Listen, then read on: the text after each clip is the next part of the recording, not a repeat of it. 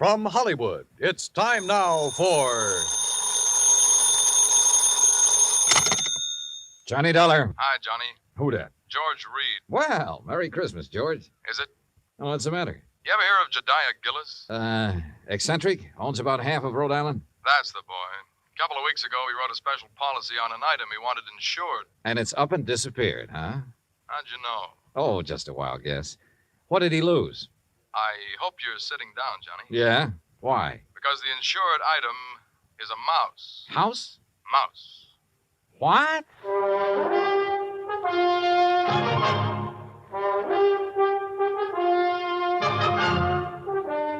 Bob Bailey in the exciting adventures of the man with the action-packed expense account. America's fabulous freelance insurance investigator. Yours truly, Johnny Dollar.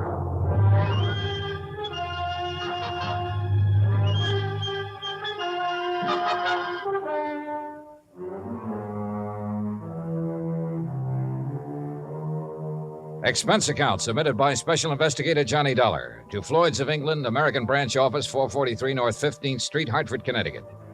The following is an account of expenses incurred during my investigation of the missing mouse matter.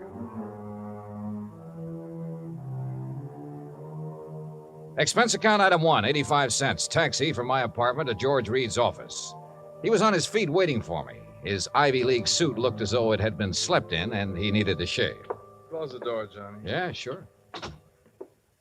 Johnny, I'm going to level with you. This thing has me going. Well, it serves you right. Anybody who'd insure a mouse deserves what he gets. Yeah, but it isn't an ordinary mouse, Johnny. No? Not according to Mr. Gillis's original application. Yeah, take a look. Item to be insured.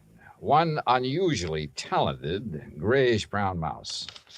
Unusually talented? Like how? I don't know. What? I tried to find out, but Gillis wouldn't tell me. And still you issued the policy. You know our company, Johnny. We have a reputation for insuring almost anything, but we have to draw the line occasionally, and we would have here, except for one thing. What's that? And believe me, it better be good. It is. Gillis carries all of his insurance with us. Yeah, but even so. Just one of his several policies is a straight life for $350,000. Wow, wait. King-size premiums, huh? Exactly. So when he called asking us to insure this fellow's mouse for a few weeks... Wait a minute. Gillis doesn't own it? No. Well, who does? It belongs to a friend of his, a man named Glazer. He's spending the holidays with Gillis. Gillis didn't want to be responsible if something happened to Glazer's mouse while he's there, so he asked us to write the policy. How much did you insure it for? All the company would allow, $5,000. Oh, now, George, you think I want to get all worked up over a lousy $5,000 loss? What kind of a commission can I possibly make on that? Look, give me a chance to finish, will you? All right, but only because it's Christmas. All right. Late last night, I received a call from Gillis. He wanted to know whom we considered the best investigator in this part of the country. When I told him, he told me about the mouse and insisted I send you up to help look for it. No, George, I'm sorry, but I'm going to pass. I've handled some screwy cases in my time, but this is... Please wait till I finish, will you? I told Gillis you wouldn't be interested. That's when he started putting on the squeeze. Squeeze? How do you mean? He said if I didn't get you, he'd cancel his policy. Oh, come on. You don't believe that, do you? I don't know what to believe. Gillis is a screwball of the first water. We've known that for a long time, and frankly, I'd rather not take a chance. Well, you've got to. Maybe not. I've received an okay from upstairs. On this one, you can write your own ticket. Well, why didn't you say so in the first place? You didn't give me a chance. Look, there's a train for Providence at 3:30. Here's Gillis's address. He wants you to stay with him. That'll cost more, Georgie. It figures. Merry Christmas, Johnny. Same to you, Santa Claus.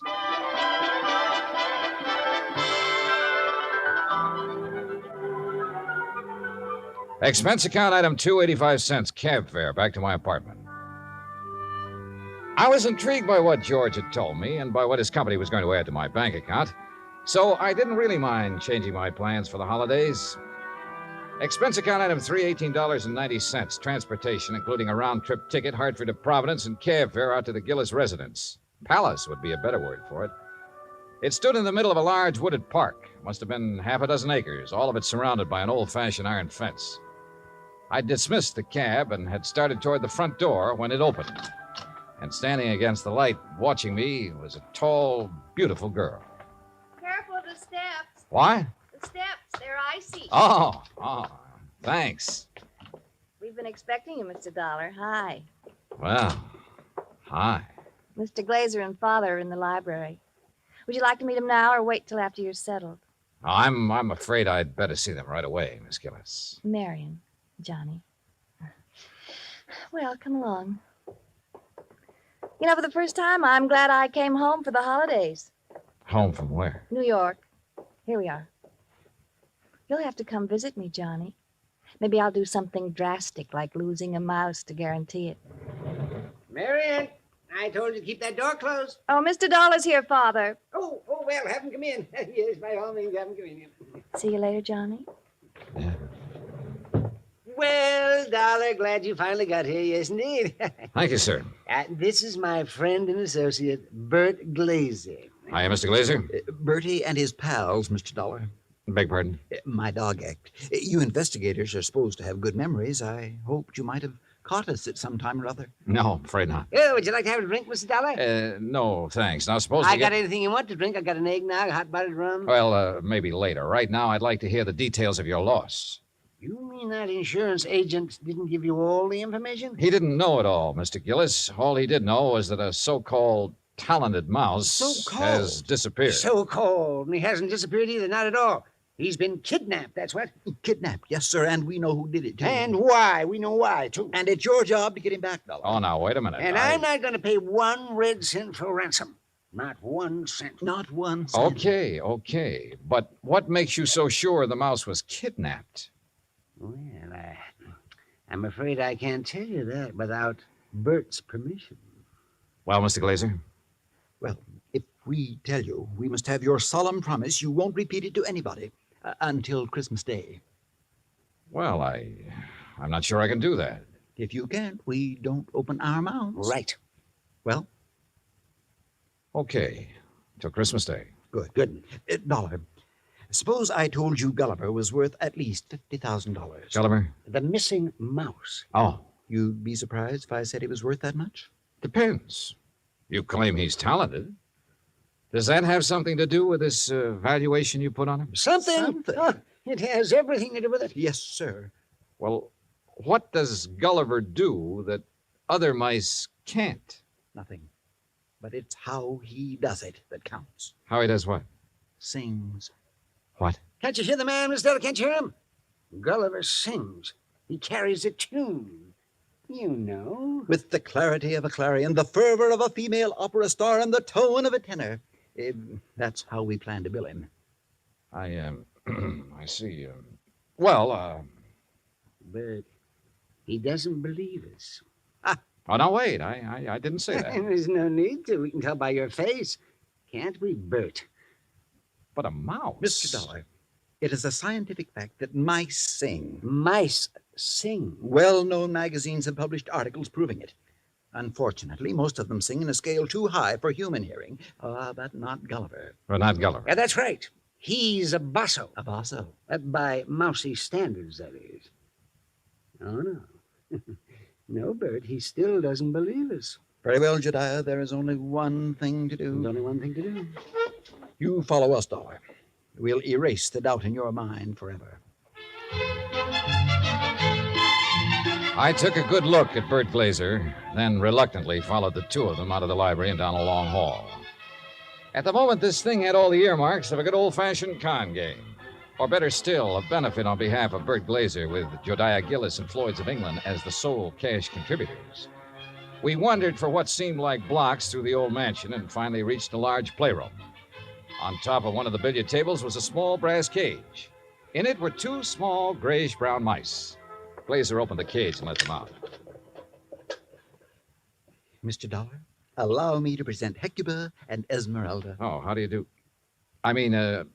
I suppose they sing too. Oh, they certainly do. But not nearly as well as Gulliver. Just don't have the instrument, you know. Instrument? The voice, Dollar, the voice, the vocal cords. Oh, yeah, I see. But, now, where did you keep Gulliver? In here with the others. Bert didn't want to separate them. That's right. I originally started to make the 3 of them into a singing, trio, like the Andrews sisters. But Gulliver advanced so rapidly, I decided he should be a soloist. Oh, sure. You aren't afraid of mice, Mr. Dollar? No. No, well, that's fine. They sense it if you are, you know. It upsets them. Upsets them. All right, now, Hecuba, move over a bit. Give Esmeralda some room. That's it. Now, up on your haunches. Up, Esmeralda. There we are. Now, what would you like to hear, Mr. Dollar? Oh, anything at all? Oh, Bert, how about my favorite, huh? Over the Waves. Good. Yeah, da. You got it, Esmeralda? Over the waves.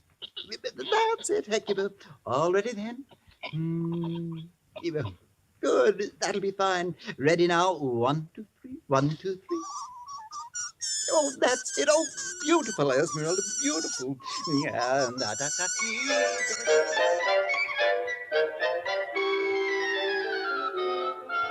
Well, I won't say I was convinced, but I won't say I wasn't. But I will say those mice were singing something, or giving a mighty good imitation of it. We returned to the library, and this time I sampled the eggnog liberally. Is that all right, Dollar? Oh, fine, thanks. Well, Dollar, you know now why we believe Gulliver was kidnapped? Well, I'm not sure. To exploit him. What else? Exactly. You have any idea who did it? Harry McQueen, that's who. McQueen. Who's McQueen? Used to be my agent. Theatrical agent? Uh-huh. He's been snooping around here lately, Johnny. We figure he's gotten wind of our mice. Well, what do you mean by snooping around, Mr. Gillis? No, he's been out here twice this week wanting to see me. Had to kick him out of here yesterday morning. How'd he get in? Well, my daughter answered the door. Yes, She didn't know McQueen from Adam. So when he asked for me, she figured he belonged in here, rehearsing the show with the rest of us. Rehearsing what show, Mr. Gillis? What show? What, the show for the Children's Hospital. Jodiah puts one on for the sick kids every Christmas Eve. Of course. You know, Dollar, variety act to Santa Claus. This year, though, we got a radio hookup. Go all over the state. And Gulliver, well, he was going to headline. And that's why I sent for you, Dollar. I figured you can get him back by tomorrow afternoon if anybody can. How long was McQueen in here before you noticed him? Long enough to lift Gulliver. This was our dress rehearsal, Dollar. We'd asked some of the kids from around the neighborhood in to watch, so it was pretty crowded. Where were the mice during the rehearsal? Well, that's where I made my mistake. What do you mean? We were keeping them a secret till the real show. Well, where were they? In their cage, over there on the mantel. Now, we were using this part of the room for the stage, so McQueen could have just reached in and taken Gulliver without us seeing him. Now, what makes you so sure McQueen did it? We told you. Besides, who else would want him? Who else? And it was right after I kicked him out of here that I discovered Gulliver was missing. What'd you do then? I called off the rehearsal and started searching for him. McQueen? Big Gulliver. And I put in a telephone call to the Providence house where McQueen was staying. Did you talk to him? Nope. They said he checked out. After questioning them for a while, I finally had a nightcap with Jediah, then went to the phone in the hall and made some calls, including one to George Reed. Well, how's it going, Johnny? It's not. That's why I'm calling. Look, they think a theatrical agent named Harry McQueen stole the mouse. He has offices in Boston and New York. I've placed a person-to-person call to both offices, but with tomorrow Christmas Eve, he might not get the message. So, what do you want me to do? Find out his home number. Ask him to call me here. Okay. Anything else? Hello? Johnny? Johnny, you there? Yeah. And so is a cat. What? A big yellow cat. What's so unusual about that? Oh, nothing. Except he's got a grayish-brown mouse between his two front paws.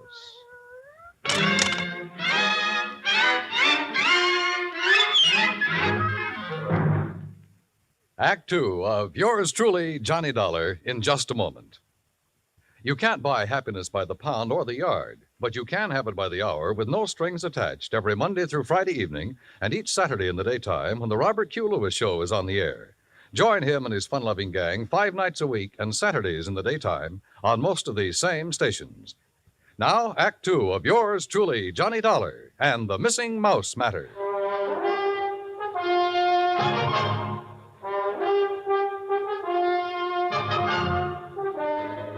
I was standing in the hall of Jediah Gillis's home looking at a big yellow cat that had a mouse between its two front paws. As far as I was concerned, a mouse is a mouse, and this one could be Gulliver. I cut short my phone conversation with George Reed, then started toward the cat. Here, kitty. Here, kitty, kitty. Nice, kitty. Pretty kitty. Mama, Here, kitty. Mama, where are you? Here, kitty, kitty. That's a good kitty. Now, kitty, let me have the little mouse. Mama, you naughty cat, where... Oh, This cannibal belong to you, Marion? yes, I promised Father I'd... What do you mean, cannibal? Take a look. Oh, no. Oh, yes. And he's very, very dead. Oh, you don't think it's Gulliver, do you? Well, Mr. Glazer will have to identify him. And if he is, Well, that's that. Oh, no, Johnny. What do you mean? Oh, Johnny, please, you don't have to tell him, do you? Well, sure. If it's Gulliver, this thing's cleared up. If it's not, your Rama gets a reward for being a good mouser. Oh, Johnny, please. Dad almost had a fit when I arrived here with Rama. He made me promise to keep him in my room. This the only time he's been out? Well, no. Oh. He was out for a little while yesterday while they were rehearsing. I didn't notice he was gone till after lunch. Then the corpse could be Gulliver's. Oh, Johnny, if it is, there's nothing we can do about it now. And if you tell my father, besides making him angry, it'll break his heart. All right. I won't say anything until tomorrow night. Oh, thanks, Johnny. Night. Good night.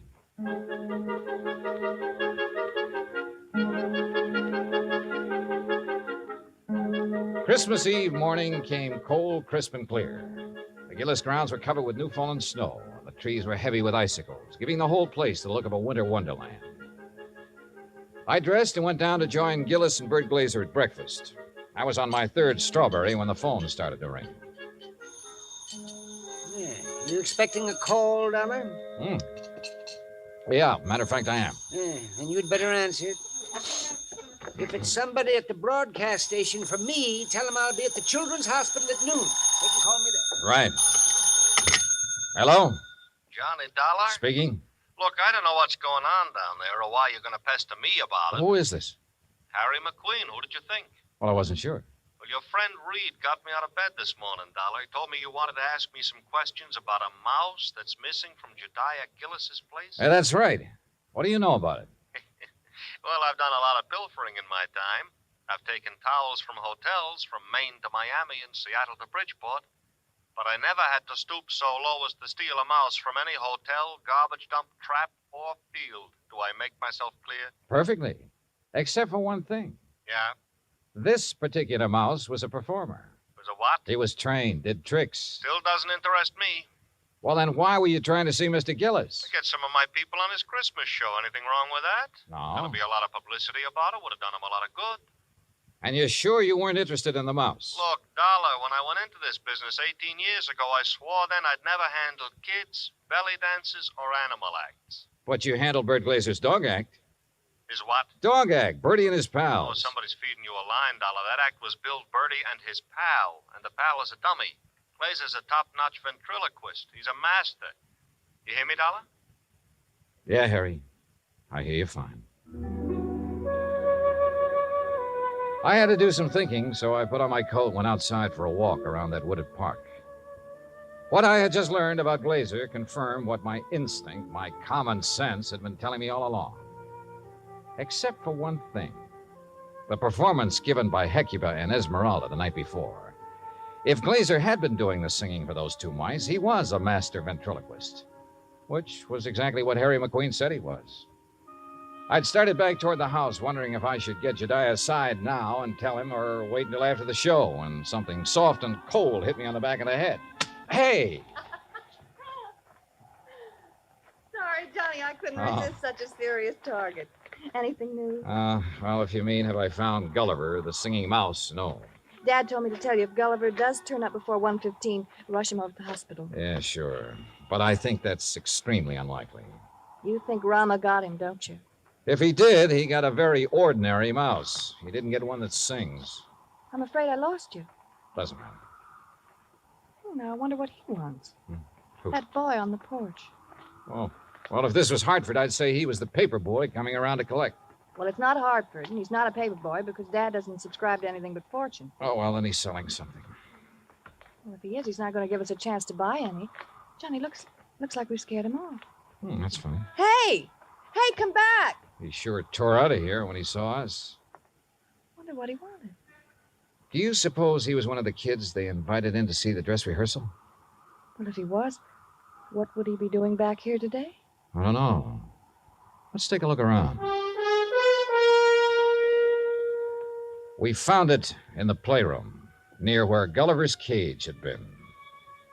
It was a roundish metal clamp, the kind a boy wraps around his trouser leg when he's riding a bike.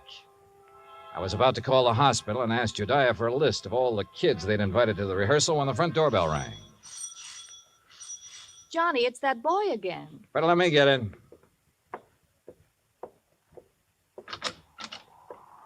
Hi. Hi. I was over here to see the show the other day. Oh? Yeah. You see it? No, I wasn't here then. Oh. Jeez. Sure is cold. Yeah, sure is. Oh, why don't you come in and get warm? Oh, no, that's okay. No, come on. Nobody's here. No? Oh, okay. Yeah, sure, come on. I don't want to bother nobody, I was just riding by and I thought I'd stop and tell old man Gillis what a swell show they put on. You really liked it, huh? Yeah. All except for that Santa Claus. Oh? What was wrong with him? Nothing. Just that, well, who believes in all that smushy kid stuff? Kids, I guess. How old are you, Bobby Neves. How old are you, Bobby? Almost 11. Well, being that old, I can understand why you weren't impressed with the Santa Claus. All that other stuff, too. Like giving presents and singing those hymns and junk like that. You gotta cut it out when you start growing up. You sure do, boy. Yeah. You and my mom, you get along just fine. Oh? Yeah. She feels about Christmas. She feels about Christmas just like you and me do. All right. Yeah. Boy, this log fire sure makes your eyes smart, don't it? Yeah, it sure does. Where do you live, Bobby? Crosstown, Scully Avenue. Well, how'd you happen to be over here the other day? Well, I was riding my bike when I saw this dog. Well, gee, he was...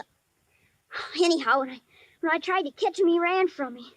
I followed the silly mutt clear over here. Uh-huh. You ever catch him? No. I was about to when this man hollered and asked me if I wanted to see a free show. So I came in. I see. Well, you must like dogs a lot, huh? Sure. You got one? Used to have when my pop was with us, but we can't have no pets where we're living now. Oh, that's rough. Yeah. You know that poem? Which one? About all through the house not a creature was stirring, not even a mouse. Yeah? Well, that fits our place. Especially now. How do you mean? Well, I didn't think he'd miss it, man with a house as big as this one and all. So when I saw this cute little fella up in that cage, well, I didn't really mean to take him on holding me, but when he got under my sweater and was real quiet, like he liked me, well, you know what I mean. Yeah, Bobby. I know. But I got to thinking and decided to bring him back. So would you give me the old man, to Mr. Gillis for me, please? No? I think you'd better do that yourself. Oh, no, please. He might be awful mad at me by now. No, Bobby. In fact, you're going to get a reward. Yeah? Word of honor. Now, what do you say we go down where Mr. Gillis is putting on that Christmas show and see it? Okay? Oh, sure. Bobby. Yeah? Did you notice anything unusual about this mouse? Yeah, I sure did.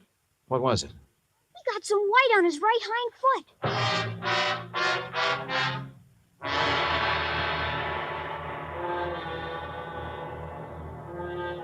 Expense account item 4, $1.60. Cab fare from the Gillis residence to the Children's Hospital for Marion, Bobby, and myself.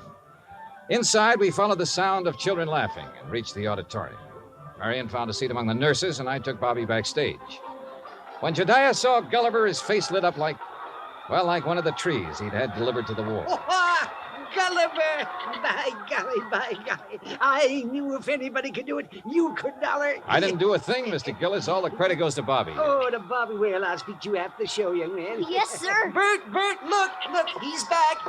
So glad to go, my stout Gulliver. Oh, I do declare I have never been so glad to see a person before. You better hurry, Bert. He's scheduled to go on in just a minute. Oh, he will. Well, I'll go check on the microphone when everything be just so. Don't go away, Dollar. No, he won't. Bobby, why don't you sit over there where you can see the stage? Yes, sir. Bert, you think Gulliver will sing today? I know he will. Oh, get ready, Gulliver. But that boy had Gulliver all day and all night, and he didn't sing once. Ah, did the boy ask him to? Ladies and gentlemen, boys and girls, for the first time in a while, one of the wonders of the world, Gulliver, the singing mouse. Hey, Mr. Dollar, can that mouse really sing? That is what we're going to find out, Bobby. Exciting, isn't it, Dollar? Sure is, Mr. Gillis. All right, thank you, folks. Thank you. Thank you. And now for Gulliver's first number, he'd like to sing with... what's that, Gulliver? I see. He's going to sing Jingle Bells, but he wants me to get off stage so everybody will know it's really him doing it and not me. Thank you. Is he all right, Bert? Oh, fine, fine. Just feeling his out. Well, why doesn't he start? He's going to. Listen.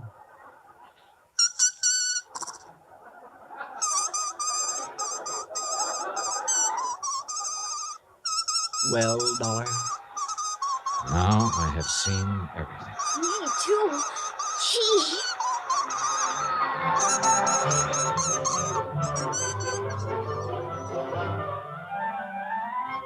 Bert Glazer had a logical answer for having lied about his old vaudeville act. He knew I wouldn't believe the mice could really sing if I'd known he was a ventriloquist. And you know, well, after all, yet sometimes... Expense account total, including cab fare, Hartford Station to my apartment, $38.20. As for my separate and additional fee, as agreed upon before I took this matter, well, there's a boy named Bobby Neves who lives on Scully Avenue over in Providence. See that he gets it, huh? Yours truly, Johnny Dollar.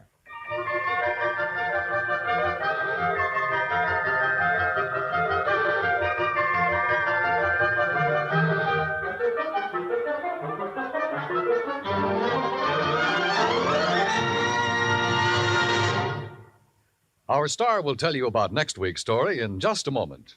Meantime... Hey, Dan, I'll make a deal with you. Oh? Let me have the mic for a second, then you can tell them about next week's story. By all means, be my guest. All right. I just don't want to pass up a chance to do two things. First, well, Pam and Eric and Fran, Mr. and Mrs. Froelich, Helen, Will, Scotty, all the rest of you nice people who've written in to tell us how much you like the program. Thanks. I really appreciate hearing from you, and believe me, I'll answer your letters just as quickly as I can. Second, well, I'm sure you know what this is, and I want you to know it comes from the heart. Merry Christmas to you. God bless you. Now, next week. Next week, the case of a prize fighter who could win only by losing because his life depended on it. Right. Join us, won't you? Yours truly, Johnny Dollar. Yours truly, Johnny Dollar, starring Bob Bailey, originates in Hollywood. It is written by Charles B. Smith and produced and directed by Jack Johnstone. Heard in our cast were Mary Jane Croft, Howard McNear, Parley Bear, G. Stanley Jones, Bill James, Lawrence Dobkin, and Richard Beals. Musical supervision is by Amerigo Marino. Be sure to join us next week, same time and station, for another exciting story of yours truly, Johnny Dollar. Dan Cubberly speaking.